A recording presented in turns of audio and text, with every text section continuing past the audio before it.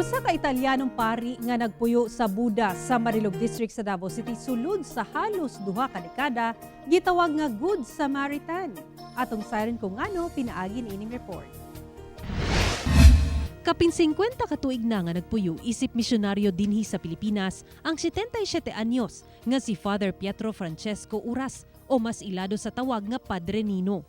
18 ka tuig niini ang gigahin niya aron matabangan ang mga lumad sa Buda sa Marilog District sa Davao City. Gani doon na siya gidumala nga training center alang sa mga lumad. I have been sent here from my congregation to somehow to help in the ways I can the Filipino people.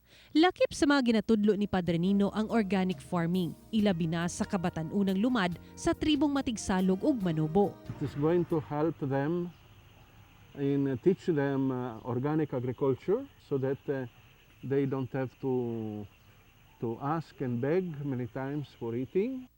Nagapaygayon sab siya og skills training sama sa food processing ug ang kita sa mga produktong ginabaligya gamiton alang sa operasyon sa training center. We share whatever we get and we help them in that way. They can make a living out of it. Gipamatud-an ni Padre Nino nga dili babag ang nasyonalidad o edad sa pagtabang sa nanginahanglan. Saludo kami kanimo, Padre Nino. Kauban si Joe Pascual sa kamera, ako si Sara Hilomen Velasco para sa One Mindanao.